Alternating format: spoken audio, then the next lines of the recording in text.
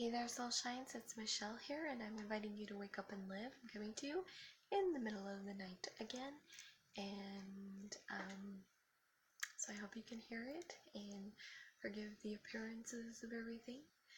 Quick update. Surgery, we were hoping it would happen this last Thursday. Things didn't work out, and so we're going for this next Thursday. Cross your fingers, say your prayers, whatever. It's an energy and loving light. That the surgery will happen. The doctor is quite upset because he believes that the surgery should have happened 7 weeks ago. I got injured 8 weeks ago, and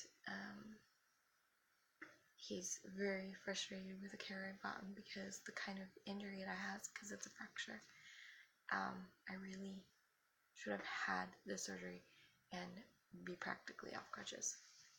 So here I am, still on crutches, still having issues with my knee. Waiting anxiously for surgery, but I kind of believe everything happens for a reason, right?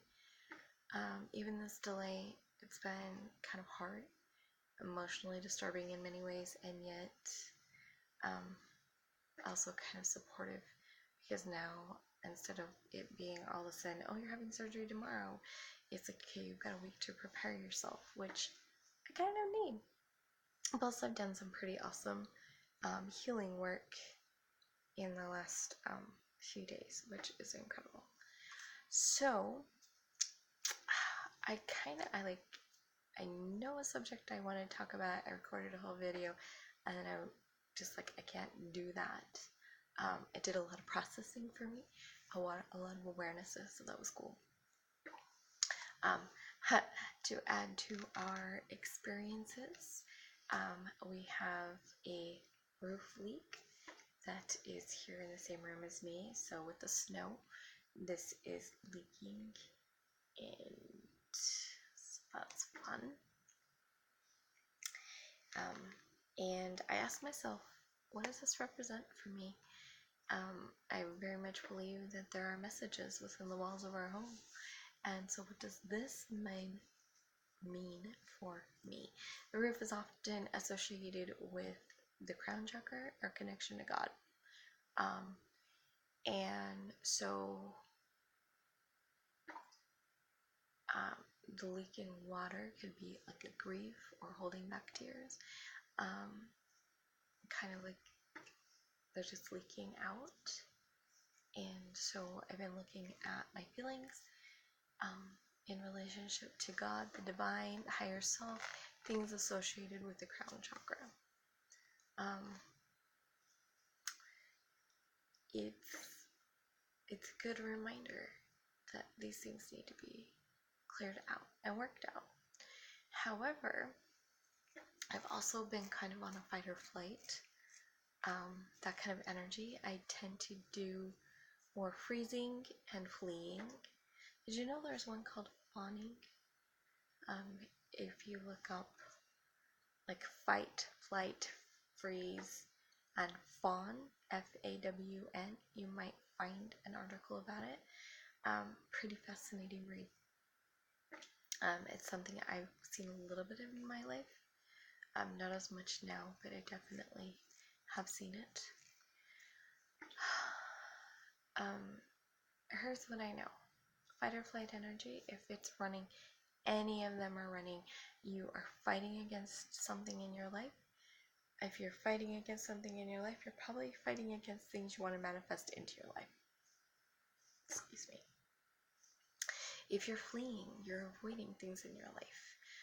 If you're avoiding something, that means you're avoiding pretty much everything, because how can you really live if you are avoiding some aspect of you or some area of your life?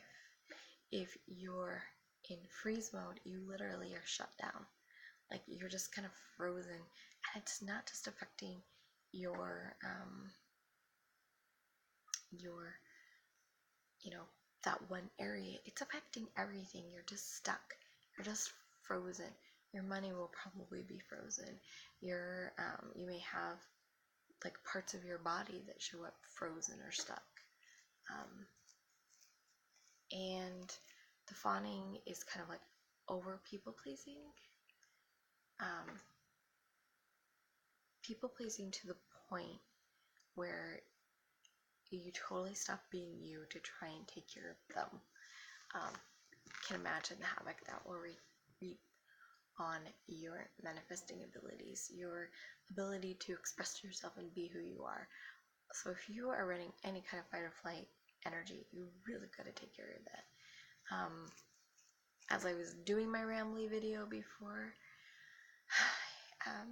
if you're being snappy with somebody, you can be going like this.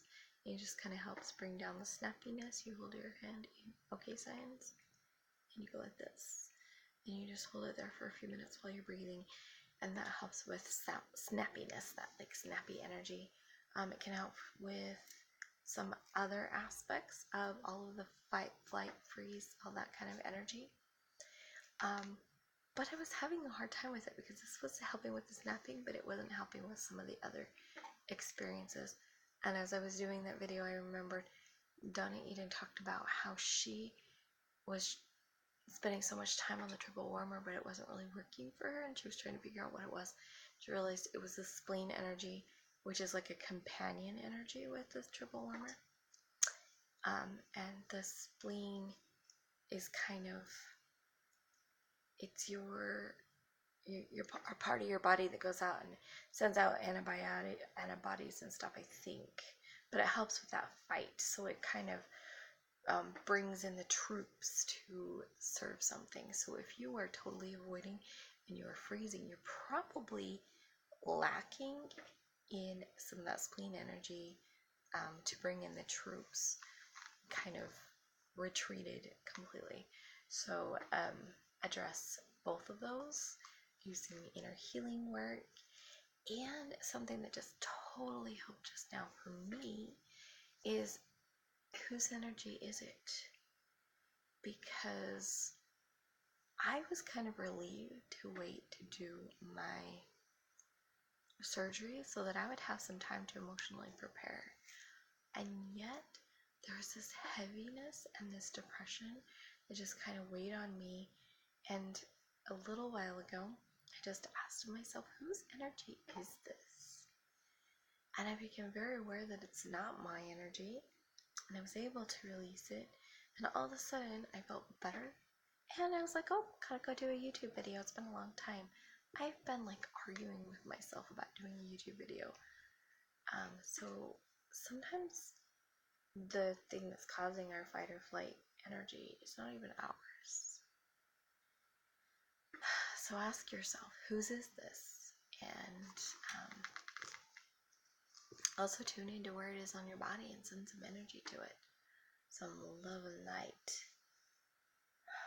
Be aware, start kind of monitoring yourself and become aware of some of the times that you go, notice sending you into those loops of fight or flight energy. I recently had an experience on Facebook where I accidentally said something that was taken offensively.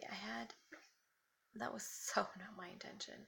I was not even aware that what I said could even be construed as offensive.